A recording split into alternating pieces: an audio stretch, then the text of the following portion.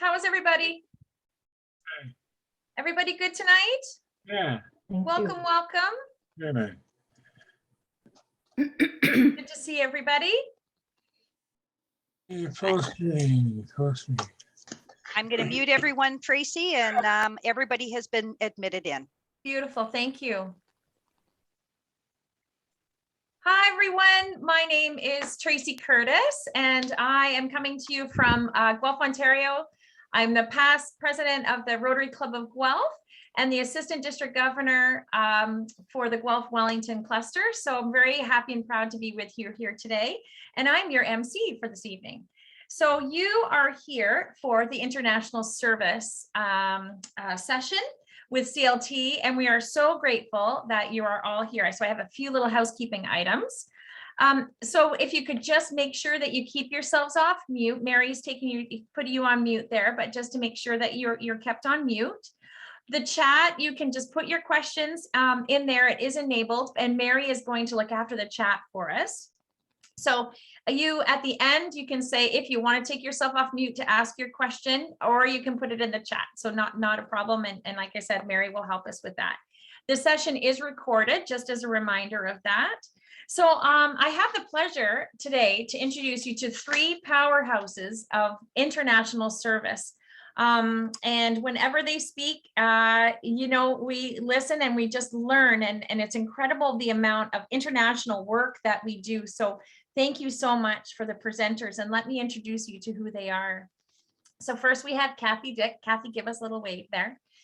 Kathy joined Cambridge North Rotary in 2007, where she served as president in 2013 and 2014. She served as the district governor 7080 governor in 2017 and 2018. Kathy lives in Mississauga and is a Rotary member of the Mississauga, where she is the Peace Environment Chair for this year. She's currently the chair of the District 7080 Peace Committee. So thank you, Kathy. Great to see you. Then we have Leslie Barmanian. We see emails from Leslie often. Leslie, I love your Rotary Foundation international moments. I think that they're fantastic. Leslie is a member of and past president of the Rotary Mississauga Meadowvale Club and has been an active Rotarian since December of 2010. She's passionate about encouraging clubs to work together for bigger and better projects. She served as district governor in 2019-2020 Rotary year, and previously has served as a District 7080 International Service Director, and is a member of this District 7080 Foundation Committee and Grants Review Committee 2015-2017. I remember my first training, Leslie, when I first joined Rotary, and you did our training there on how to fill out grants, and you were just amazing. So it's just great to have you here, and thank you so much. Now last, and we always put the men last, but Bader, you can manage that. Bader Shemin, welcome Bader. So Bader has been a member of the Rotary Club of Brampton since 2005. And he's previously served as the club director, international service, as well as the director of community service, and is serving as the club VP during this upcoming Rotary year. So congratulations, Bader. We did a Polio Plus. I think you came to Guelph. Did you come to Guelph? And he came with our flag raising for our polio flag raising. So there he is from Brampton coming all the way out to Guelph. So thank you so much. We really appreciate seeing you here and speaking with us today. So welcome everyone, and I'll take it over to you. Leslie, there you go. There we go. Thank you, Tracy. Good evening, everyone. I'm going to share my screen now, so hang tight while I get this screen up for you.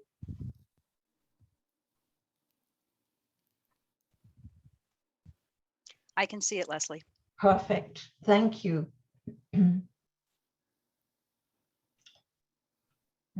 Okay.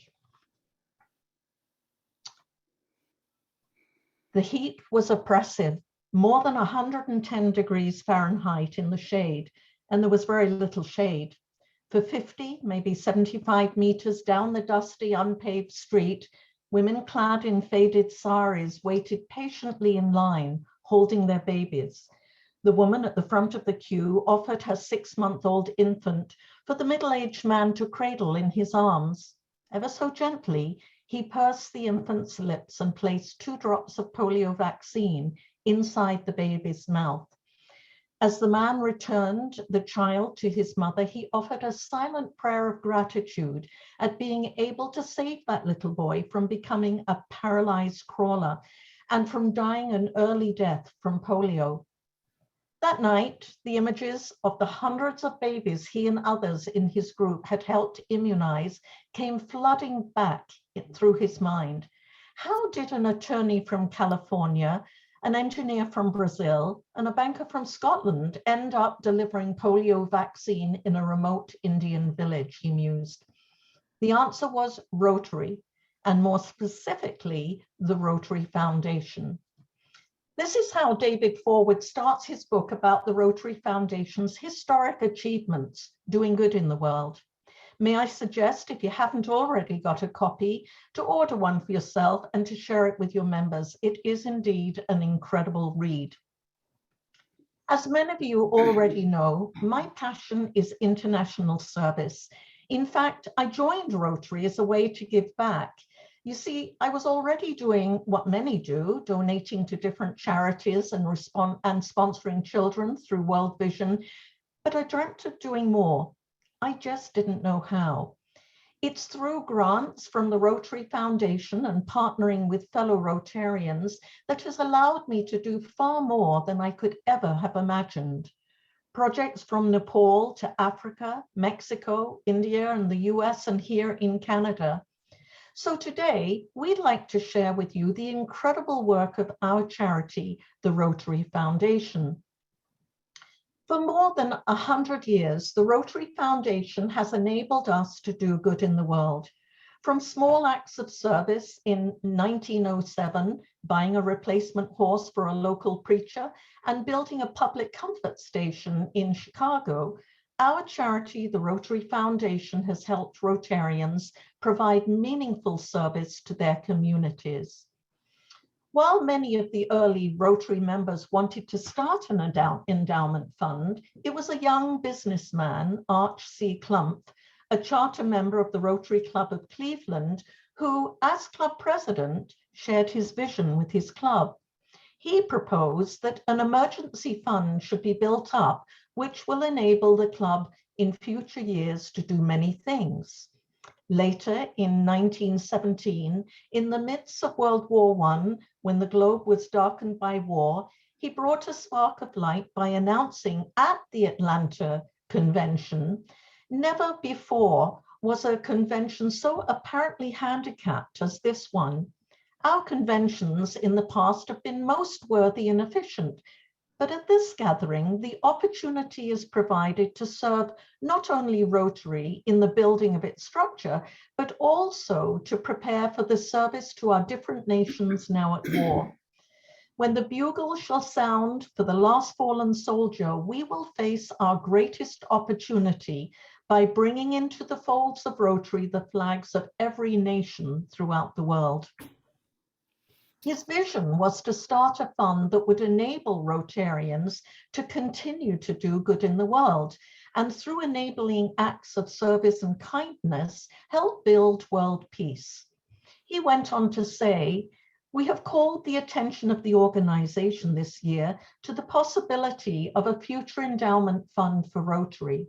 Carrying on as we are, a miscellaneous community service, it seems eminently proper that we should accept endowments for the purpose of doing good in the world, in charitable, educational, and other avenues of community service." The idea of creating a Rotary Foundation was not supported by all Rotarians. In fact, while one of the first donations of $26.50 was made from the Kansas City Club in 1917, donations were slow to trickle in. It was not until 1947 and the 18 months that followed Paul Harris's death that Rotarians awoke to the idea and contributed more than $1 million to the foundation in his memory. At the time of Arch Clumpf's death, 4 years later, in 1951, our charity had climbed to nearly $3 million, which then enabled and continues to enable Rotarians to plan meaningful projects to do good in the world. Let's take a look at some more of our milestones. In 1919, Edgar Allen, later fondly known as Daddy Allen, founded the International Society for Crippled Children, the first organization of its kind. Originally an honorary Rotarian in recognition for his service to the community, he later became an active Rotarian. In 1930, our charity awarded its first grant, $500, a personal donation from Paul Harris, to the International Society for Crippled Children, which later became Easter Seals. The foundation also directed funds for war relief during and after World War II, providing bedding and food packages for war-distressed residents of the Philippines, Belgium, Finland, France, and Holland. Regarding world understanding, Paul Harris said, Rotary believes that the better the people of one nation understand the people of other nations, the less the likelihood of friction, and Rotary will therefore encourage the acquaintance and friendships between individuals and different nations. Rotary and the United Nations have a shared history of working toward peace and addressing humanitarian issues around the world. In 1945, Rotary was invited as one of the consultant observer organizations to participate in the United Nations Charter Conference in San Francisco. Today, Rotary holds the highest consultative status offered to a non-governmental organization by the UN's Economic and Social Council, which oversees many specialized UN agencies. Kathy will tell you more later. In 1947, a month after Paul Harris died, Arch Clumph gave a speech urging Rotarians to use their foundation to bring about a more peaceful world. That year, the Rotary Foundation launched its first program, Scholarships for International Graduate Study. When the 1947-48 school year began, 18 young men from Belgium, China, England, France, Mexico, Palestine, and the United States started their chosen studies in countries far from home. In 1965, 3 more programs were launched: the Group Study Exchange, Special Grants, later known as Matching Grants, and Awards for Technical Training. In 1978, the 3H Health, Hunger, and Humanity program was created. And by September 1982, our charity had funded 31 3H grants in more than 20 countries and had enabled more than 150 Rotarians from 27 countries to share their skills as international volunteers. Those who thought that 3H would ruin contributions to the Rotary Foundation saw foundations increase from 12 million to 25 million in just over 3 years. In 1979, for its first 3H project, Rotary began to immunize more than 6 million children in the Philippines against polio. Between 1979 and early 1980, Rotary undertook a series of polio immunization campaigns throughout Southeast Asia and Latin America, beginning with one in 1979 in the Philippines and followed by similar activities in Cambodia, Haiti, Morocco, Paraguay, and Sierra Leone. In 1985, we introduced Polio Plus, the first effort to immunize every child in the world with polio vaccine. 3 years later, in 1988, at the Rotary Convention in Philadelphia, Rotary announced that the Polio Plus campaign, which aimed to raise $120 million had in fact raised almost $220 million. But I will explain more about where we are with that current campaign. In 1999, the Rotary Peace Centers were founded. The inaugural class of Rotary Peace Fellows began studies in the fall of 2002. In 2009, Rotary partnered with USAID to launch the International H2O Collaboration to improve drinking water, sanitation, and hygiene. Since then, Rotary has continued to form strategic partnerships that can build leadership skills and help us plan more effective and sustainable projects. In 2013, the Future Vision pilot ended and the foundation adopted the new grant model comprised of district and global grants worldwide. So how has our charity allowed our members to leave their mark? How have our donations to the Rotary Foundation helped us do good in the world?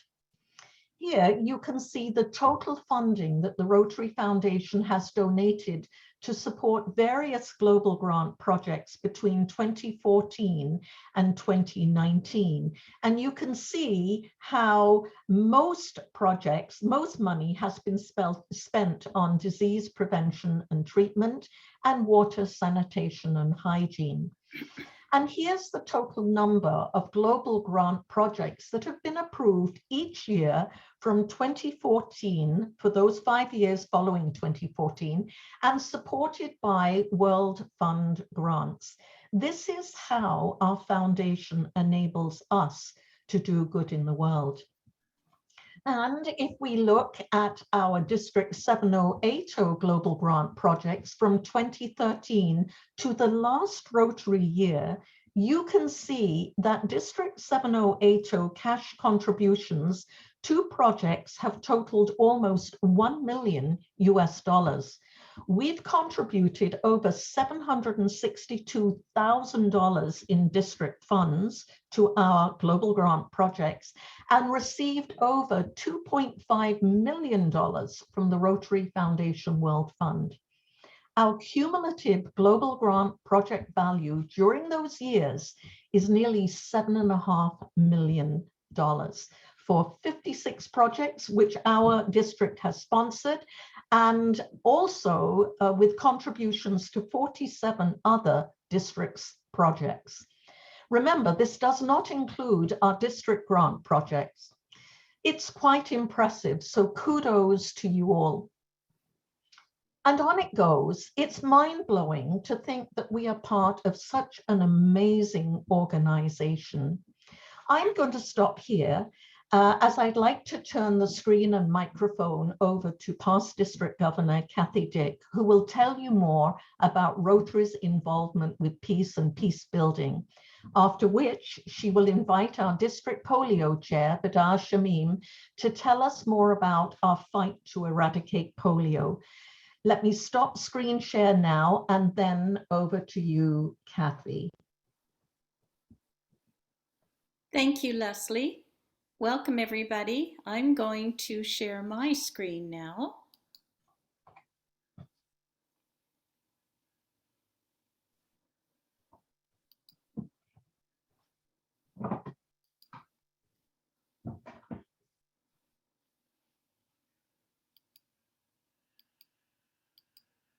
Can everyone see the screen? Yes, we can see it, Kathleen. Okay, great. Thank you. So today I'm going to speak to you about Rotary and Rotary's efforts with waging peace throughout the world. And first of all, before I start my presentation, I would like to show you a video. And it's about Rotary's relationship with the UN.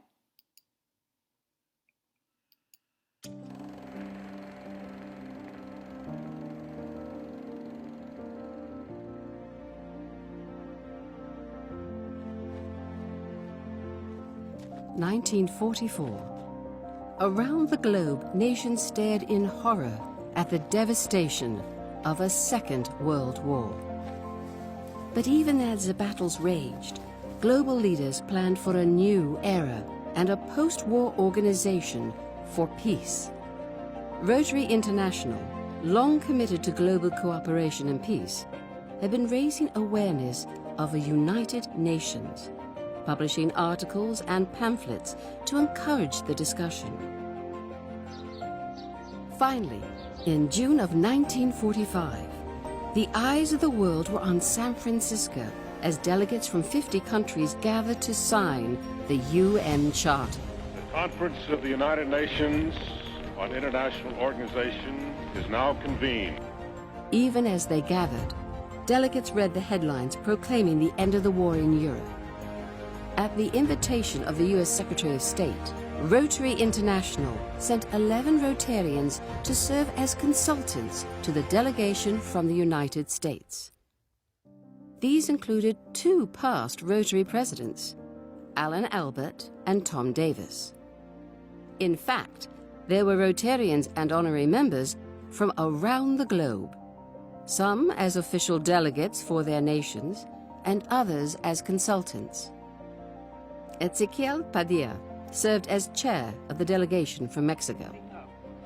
Rotarian Carlos Romulo represented the Philippines and would later serve as president of the 4th session of the UN General Assembly. The Charter of the United Nations is a solid structure upon which we can build for a better world. History will honor you forever. There was a triumphant ceremony as representatives signed the charter for their nations. Joseph Salem from Lebanon was just one of the Rotarians who signed the charter on behalf of their countries. U.S. Secretary of State E.R. Stettinius was a signatory for the United States. He later described the invitation to Rotary International as a recognition of the practical part Rotary's members have played and will continue to play in the development of understanding among nations. Rotary's participation in the UN Charter Conference was just the beginning of a humanitarian-focused collaboration that continues. Today, with a vision they have shared since the beginning, the United Nations and Rotary serve as examples of global cooperation as they lead efforts to promote peace, development, and world health.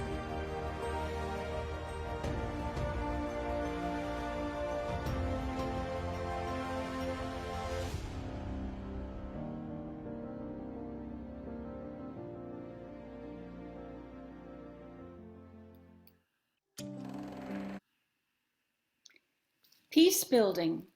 Peace building is an activity that aims to resolve injustice in nonviolent ways and to transform the cultural and structural conditions that generate deadly or destructive conflict. Today, I'd like to talk to you about Rotary and its relationship with peace, and we'll also discuss Rotary's partners in peace, the Institute for Economics and Peace, Mediators Beyond Borders, and the Rotary Action Group, Rotarian Action Group for Peace. I love this quote from Ravi Ravindran, who is the past Rotary International president. Our role as civil society leaders who wage positive peace will continue to expand not only through partnerships and more grants, but also through our hearts and minds and hands as we offer our gifts to make the world a better place. Rotary and Peace, proclaimed in 1917. From a pre-World War I resolution calling for the maintenance of peace to our continuing support for Rotary Peace Centers, Rotary and its members have a long history of promoting peace and working to address the underlying causes of conflict in communities around the world. Peace is in our DNA. We conduct global forums, international peace symposiums, and advance peace through our 77-year collaboration with the United Nations. Rotary's causes all come back to peace. They all work in harmony with peace, protecting the environment, fighting disease, providing clean water and sanitation and hygiene, saving mothers and children, supporting education, and growing local economies. The 7 causes are also in alignment with the areas of focus. And of course, peace is at the center of all of the areas of focus, because peace cannot be accomplished without a healthy environment, a peace-building conflict prevention, disease and prevention, water sanitation and hygiene, maternal health, basic education, and community economic development. So Rotary's most significant effort to wage peace is the Rotary Peace Centers. The Rotary approved the creation of the Rotary Peace Centers in 1999. The inaugural class of Rotary Peace Fellows began their studies in 2022. Applications are open right now for Peace Fellows, and they close on May the 15th. There are 8 Peace Centers throughout the world. They are in Chapel Hill, USA, Tokyo, Japan, Bradford, England, which is the founding Peace Center, by the way, Brisbane, Australia, Uppsala, Sweden, Bangkok, Thailand, Kampala, Uganda, and a new one with the location that we don't know yet will be in the Middle East, and it will be the Otto and Fran Walter Peace Center. This couple, these Rotarians, donated $15.5 million toward this new Peace Center. Peace is more than just the absence of violence. Peace is ensuring that there is justice for all. The Institute for Economics and Peace is a partner of Rotary. They are an independent think tank, a leader in the study of peace and conflict to help address the root causes of conflict and create conditions that foster peace. We have negative and positive peace. So negative peace is the absence of violence or fear of violence. Despite its simplicity, this is a deeply profound definition. Peace had often been thought of as simply the absence of war, but is much more than that. Positive peace are the attitudes, institutions, and structures that create and sustain peaceful societies. Beyond measuring levels of actual peace, how can we understand what is needed to attain peaceful societies? The Global Peace Index tells us how peaceful a country is, but it doesn't tell us what we should be investing in to strengthen or maintain levels of peace. And off to the side here are the 8 pillars of peace, which is what the Global Peace Index uses to determine the most and the least peaceful countries in the world. I have here a map, and this is the latest map of the 2021 Global Peace Index. The 10 most peaceful countries in the world are Iceland, New Zealand, Denmark, Portugal, Slovenia, Austria, Switzerland, Ireland, Czech Republic, and Canada, number 10. You'll notice the 2 most peaceful countries in the world are run by women. The least peaceful countries in the world are Afghanistan, Yemen, Syria, South Sudan, Iraq, Somalia, Congo, Libya, Central African Republic, and Russia as number 10.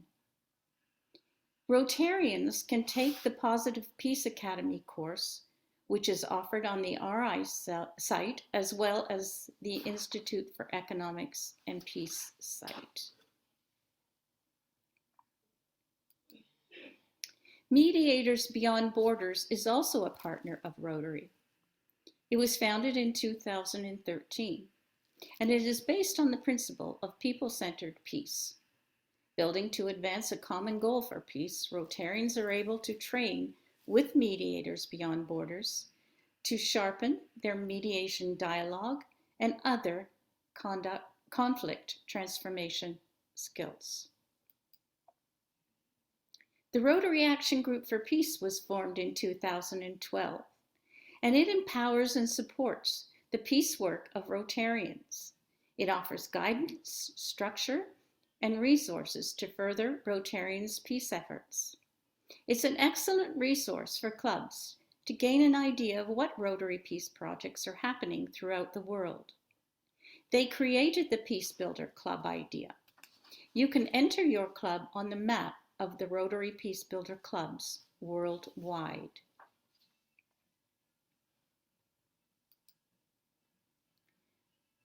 We formed a Rotary District Peace Committee, I believe back in Governor John Gilvesey's year.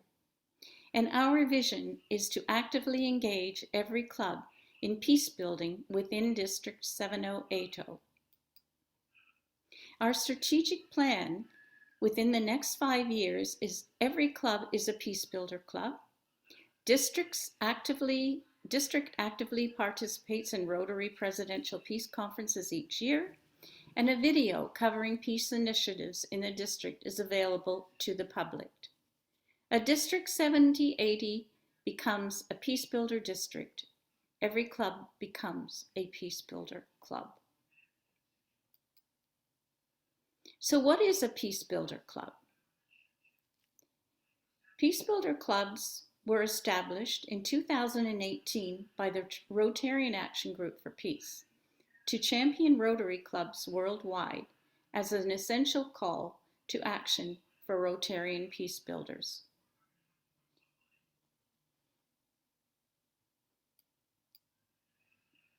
The District Peace Committee has established its own criteria to become a peace builder club and a peace builder district. So what is required for a district peace builder club? Form a peace committee, 2 or more members, involved in becoming educated on RI's focus on peacemaking and peace building, and conducting education sessions on peacemaking. Involve youth as well. Plus, choose 2 of the following. Integrate peace into a club service project and or partner with groups outside of Rotary. Submit a prospective candidate for a Rotary Peace Fellowship. Participate in peace projects with other clubs. And join the Rotary Action Group for Peace. It's strongly recommended, but not a requirement. And there is no fee, by the way, for becoming a Peace Builder Club or for us becoming a Peace Builder District. So in a nutshell, form a peace or environment committee with 2 or more members. And the reason I say peace/environment is that some of the clubs prefer to keep these as one committee instead of several different committees. And peace and the environment are very closely linked. Do 1 peace project a year. Integrate peace into a club service project or submit a candidate for Rotary Peace Fellowship. And send an email to me with the club's peace chair email so that I can update them on all of the local and national peace initiatives that are happening. So it's easy. That's all you have to do to form a peace club. Peace, it does begin with you. It begins with you. You have to find peace within yourself before you can wage peace. And I love this quote from Margaret Mead. Never doubt that a small group of thoughtful, committed citizens can change the world. Indeed, it's the only thing that ever has. And that is very, very true. So every little bit that we do counts. So I encourage you to start a peace club and let's wage peace together. I'll turn it over now. I'll stop screen share and turn it over to Badar, who's going to talk to us about polio.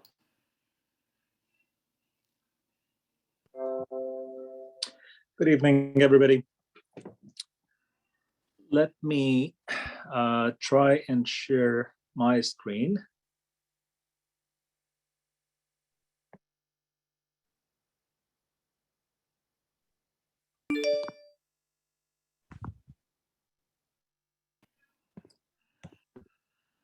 Okay, can everybody see this?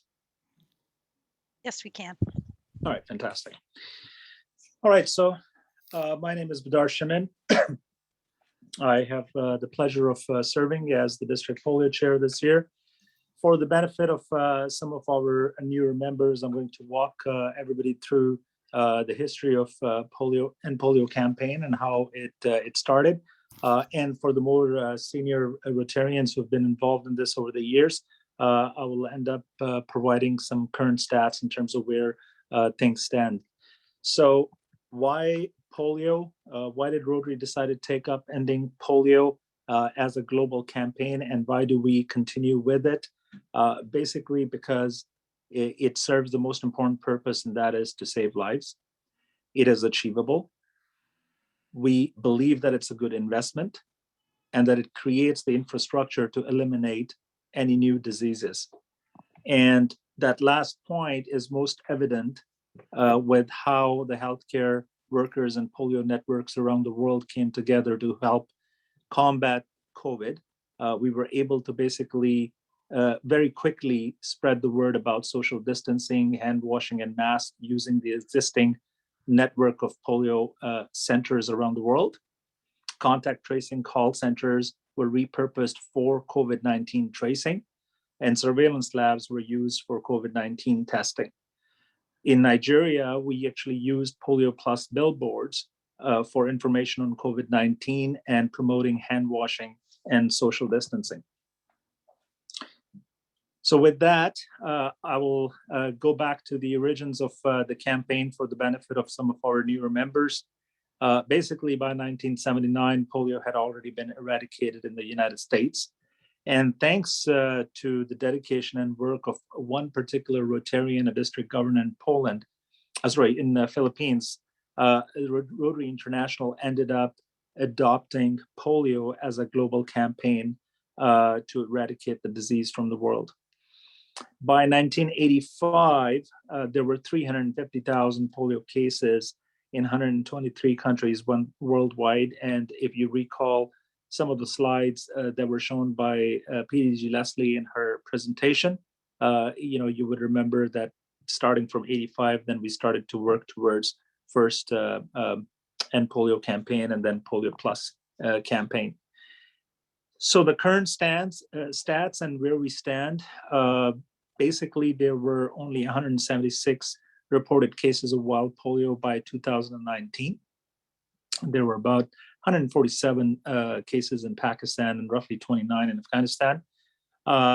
And for those of you who might be familiar with the region of Pakistan and Afghanistan, most of those cases were predominantly around the border areas of Pakistan and Afghanistan, where because of conflict, we were not able to access children as easily and as swiftly as some of the other parts of the world, as well as the rest of Pakistan. By 2020, the number of cases had dropped to 140, with only 84 cases in Pakistan and 56 in Afghanistan. That number then further decreased to about 6 cases in 2021, out of which 1 was in Pakistan, 1 in Malawi, in Africa, and 4 in Afghanistan. And more recently, we're down to only 1 case this year, which was reported in Afghanistan. So Pakistan this year has just celebrated its first anniversary of not reporting any new wild polio cases. So the 1 case of wild polio virus that was detected in Malawi, it was determined that it was imported from Pakistan. And as a result of this detection, Malawi does not, it was basically determined that Malawi does not affect the whole African region, and the region as a whole is still declared polio-free.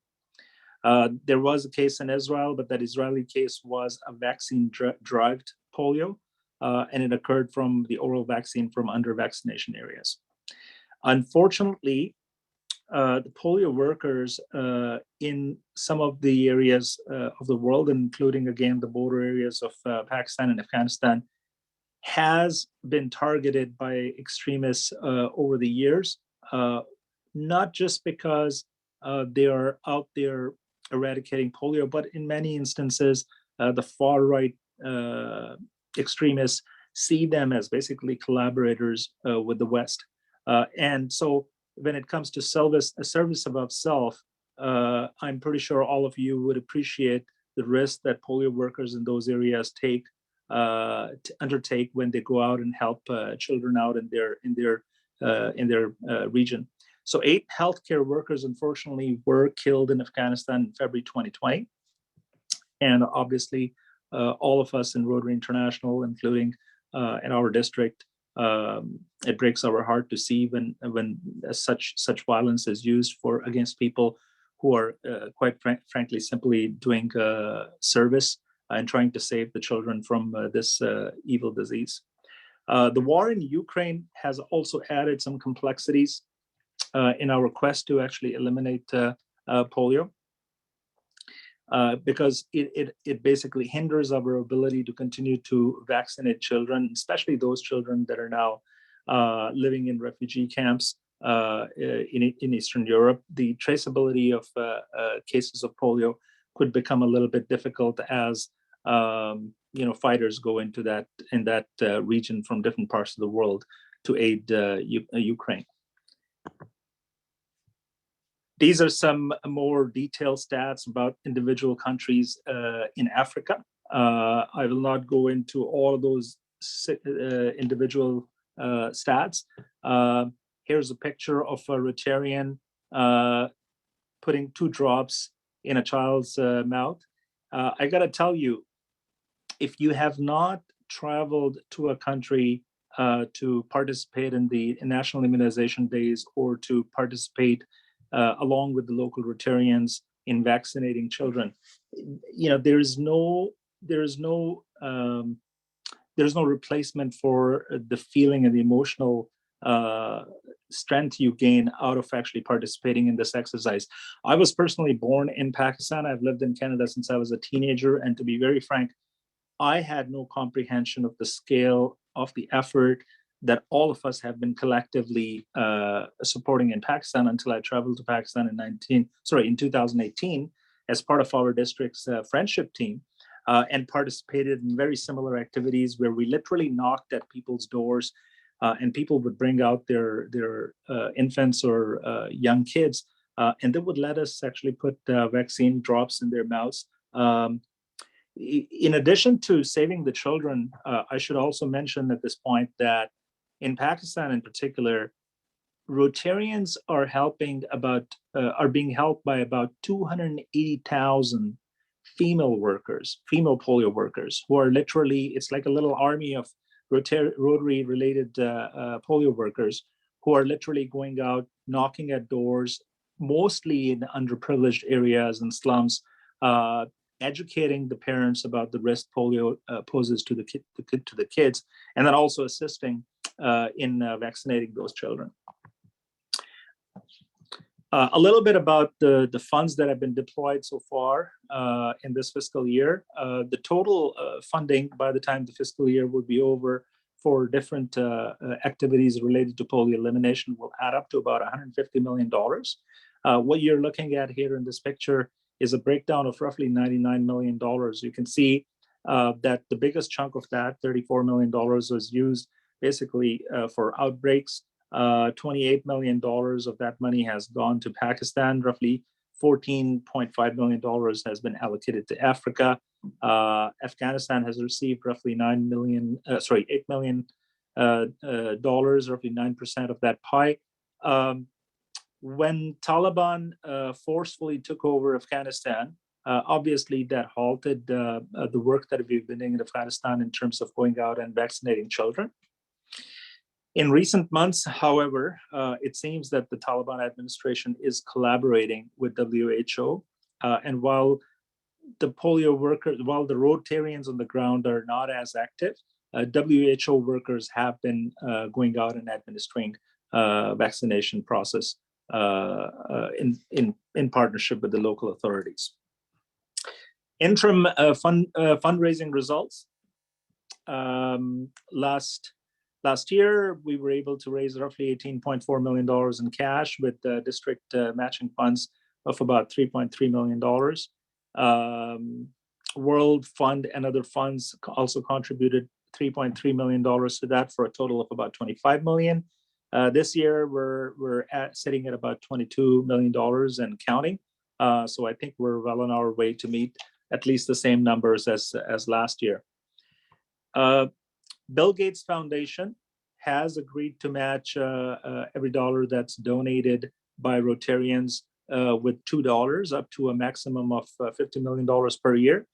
So in a nutshell, if one of you donates $25, they will match another $50 for that $25, leading to a total contribution of $75, which allows us to buy almost 150 vests for volunteers, so that they can be identified as they're out and about knocking doors in different parts of the world.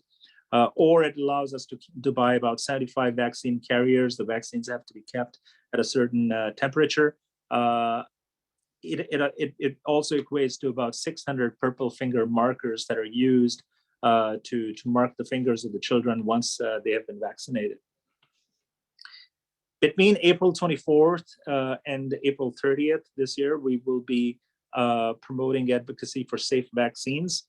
Last couple of years have highlighted the need for educating people in general about why vaccines work. And to be frank, Rotary International's campaign against polio is one of the best examples of how vaccines do deliver against different diseases. We in the district has also launched now a society called District Polio Plus Society. Anybody that would donate about $100 USD each year until the polio is eradicated can be a member of the District Polio Plus Society. I believe there has been some special pins that have been created for the society. I'm in the process of trying to get some. And as soon as I have them, then I'm going to start to distribute them through the assistant district governors across our district to see if we can actually recruit some Polio Plus Society members. To recap the overall impact of our efforts since we started eliminating polio roughly 35 years ago, in a nutshell, there's about 19 million people on the earth who are currently walking who would have otherwise been paralyzed. It's estimated that we are preventing roughly 650,000 cases every year because of vaccination. In 1996 alone, an estimated 75,000 African children were paralyzed by polio. And in 2020, the African region is certified wild poliovirus free. So I think the Rotarians need to be very proud of the contributions they've been making over the years. And to be very frank, we're, especially here in Canada, we tend to be a little shy in terms of trumping our own horn. But this is one aspect of what you guys have been doing over the decades as Rotarians that I think we need to scream a little loudly about in our communities and educate community members on, and also engage them a little bit more to continue to support our End Polio Now campaign. Mike McGovern is our RI Polio Chair. Aidan Larry is the Director for Polio at WHO. Both Rotarians and WHO continue to collaborate very closely. Judy Dement is our RI Advocacy for polio in UK. And John Germ, our RI Foundation trustee, continues to support all the effort from a foundation's perspective. So, as the slide says, thank you for making the $50 million for the last 3 years for the Gates match. We need the 20% DDF, and the foundation chair, John Germ, is asking all clubs across all districts to pledge at least $1,500 and contribute $1,500 towards polio. I think on a per Rotarian basis, it comes to about $45, and we're pretty close to that here in our district. Here's a lovely picture of a whole bunch of Rotarians from all around the world promoting End Polio Now. And this is an interesting picture. of Prime Minister Justin Trudeau as a child in Zaire, Nigeria, with his mom, Margaret. The government of Canada continues to be very supportive of Rotarians around the world in terms of not just executing on end polio, but also a number of other initiatives. So that's about it.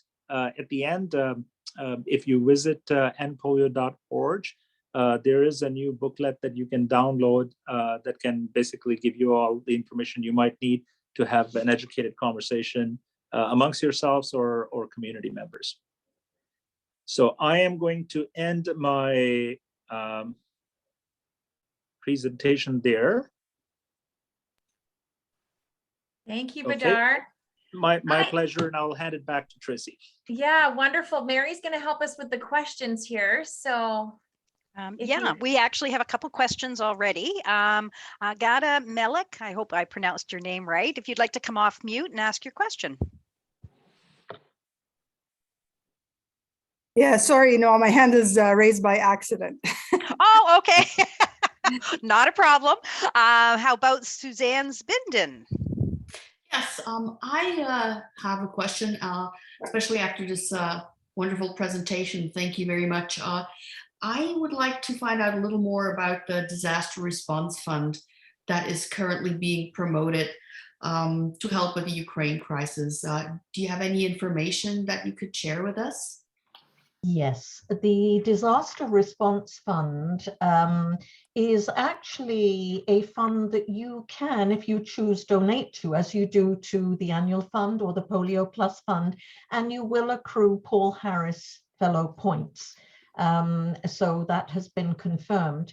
What TRF recently released was that the 5 countries, including the Ukraine, but the countries around Ukraine who are helping with the refugee crisis, can actually apply for $50,000 to help their clubs with relief efforts in those 5 countries. Other countries can apply for up to $25,000. Now, many of you might remember during COVID, we actually did apply for a disaster response grant, and we were given $25,000, which we immediately put out to our clubs to help with local projects. Many went to food banks. Most of it actually went to food banks. So it is available, but there are some restrictions. We haven't been asked at the moment by any clubs as to what they might do, but it must be spent directly on disaster relief. So with COVID, it was easier because it was affecting us all. With aid to Ukraine, it's a little more difficult to apply for that, because we would have to specify what the money is specifically being used for. There is an initiative, and Badar, can I hand it over to you just to give a high-level summary of what you mentioned this late last week? Yeah, absolutely. You know, if most of you on this session are like me, you're the type of people who want to get actively involved in something yourself, and you want to also build some personal relationships along the way with the Rotarians on the other side. So you definitely have an option to donate funds through RI, a website that has been created. I have been in touch directly with the president of Warsaw Rotary Club, Piotr, and I'm not going to try to pronounce his last name. He has started to send me now weekly updates of what Rotary Club of Warsaw Rotarians have been doing in terms of supporting the Ukrainian refugees in Poland. They are the largest Rotary Club in Poland. They've been around since, I think, 1939, so one of the oldest clubs in the country. So I'm happy to distribute that email to those who are interested. I'll put my email address in the chat box for the presentation, as well as anybody who might want to actually receive the email communication we're getting from Poland. So Piotr has also told me that they've actually created their own website for fundraising, for crowdsourcing, and they are very keen, and Rotarians actually lending a helping hand to them directly, and in the process helping their specific efforts as they go, as they're related to helping the refugees in Poland. So as I said to you, if you're interested in building a personal relationship with Rotarians on the ground, especially in Warsaw, I think it's a great opportunity for us to get to know them. Now, what I've done here in Brampton, I've had some preliminary conversation with some key stakeholders in Brampton. I've spoken to the senior management team of Ryerson University, Algoma, as well as Sheridan College. I intend to reach out to Peel Police and Brampton Fire. Everybody I've spoken to so far have shown a lot of willingness to help support a fundraiser if the Rotary Club of Brampton wants to bring community members together specifically for Ukraine-related activities. And I think everybody here will also agree with me that after the last 2 years of doing things virtually, we would all feel a little bit more gratification if we had the opportunity to engage community members face to face and bring them together over a meal, a lunch, or a dinner, and do something like that. Thank you, Badar. Can I just also mention to everybody on the district website, if you go to the committees tab, the first on the list is DARG, the Disaster Advisory Resource Group. We post everything that we have on disasters. And in fact, Badar, this is what we need to be posting around this connection with Piotr, is it? Yes. That's it. So we will get that up as soon as we have some solid information. We will post it on the DARG website. So when there's a disaster, always check that website to see what resources are there. You'll get resources for Red Cross, for Shelter Box, for any other Rotary clubs that are doing things. Check it out. Thank you, PDG Leslie. I should also mention, I completely forgot, Suzanne actually suggested that I should reach out to Piotr and see if he would be willing to join some of our Rotary clubs for a virtual presentation. It would be great if Rotarians can hear firsthand from him. So I've reached out to him, and he's already accepted that offer. I have connected him with our district team and Suzanne. So hopefully we will get that rolling as well. Great. I know we're like 2 minutes to 7 o'clock, but Tracy did have a quick question, and then we'll send it over to Leslie for a final words. Yeah, Badar, I have always wanted to help with the vaccinations. Do you know, has there been talk about when they're going to be doing that again, or how, like, what will have to happen for that? Yeah, so look, vaccination process has not stopped actually in Pakistan. Pakistan, yeah, I mean, they've done a phenomenal job continuing on with the work. The government in Pakistan has been exceptionally supportive of our work over the last couple of years. I have been in touch with the polio chair in Pakistan, who also happens to be an RI trustee, Aziz Maiman. Aziz is completely supportive of us putting another friendship team and bringing him over and participating in the National Immunization Days in Pakistan. Tracy, what I will do is I'll reach out to Aziz and find out what his suggestions are in terms of timing of such a visit. The government of Pakistan has also now removed emergency measures that were in place to combat COVID, much like us. So, let's have that conversation offline, and we will keep everybody else in the loop through the district team. And if everything goes well, and we can actually put a team together, we'll definitely take as many people as we can over there.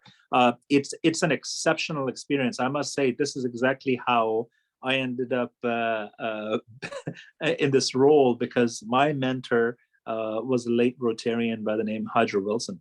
And Hajra was a household name in Pakistan. And when she approached me in 2018 to see if I wanted to go to Pakistan as part of the friendship team, I was like, absolutely. I was born in Pakistan, and trust me, I have never experienced that kind of grassroots knowledge and firsthand experience of actually seeing government run facilities, privately run healthcare facilities, actually going to the camps, actually going to the doors of the people, just complete strangers knocking on their doors.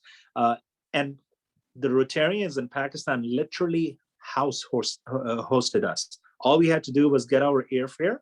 We did not pay for meals. We did not pay for accommodation. We stayed in people's homes, Rotarians' homes, and they would literally drive us every day to either go visit the sites where polio vaccination was taking place or healthcare centers, or to individual Rotary clubs to meet the local Rotarians. It was a phenomenal experience. Tracy, can I just mention something as well? There is a district group that goes to Mexico each year to do polio inoculations. And they haven't been for the past 2 years, but I'm sure it's going to resume soon. And it is led by Hubert Singh and Frank Odeslice from Guelph. And it's a great trip. I know Leslie was on that trip with me at one point, and Norm Binden as well, as several other people in the district. Wonderful. Thank you, Kathy. Thank you. Thank you so much. All right, Leslie has a video to share with us all.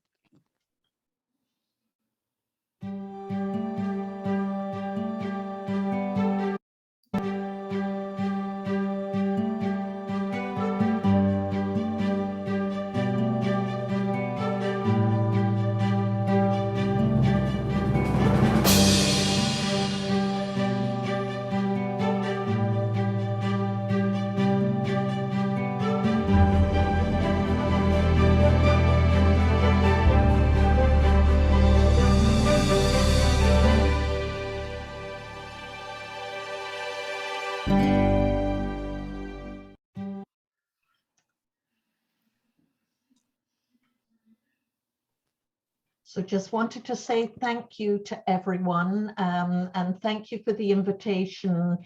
And we hope that it's helped expand your understanding of this awesome organization that we're all a part of. So many thanks to you all. And Rob, I got your voice message. I will get back to you tomorrow. Mm-hmm. All right, let me also, just before I thank our speakers, I want to thank Suzanne. Suzanne Zaminden organizes all of our CLT training. So let's give Suzanne a thank you. Thank you, Suzanne. And thank you for attending the Foundation CLT training for this evening. It really was terrific.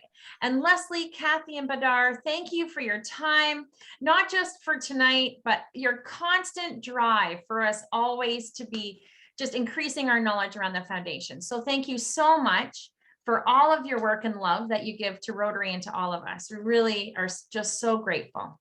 And you know how we can best show it is to just do good things. Get out there, donate to polio, get your grants in for the foundation, and get the peace committees. And that's how we can show you the best gratitude, which will benefit many people. So thank you, everyone. Have a wonderful, wonderful night. And thanks again, Suzanne, for all of your efforts.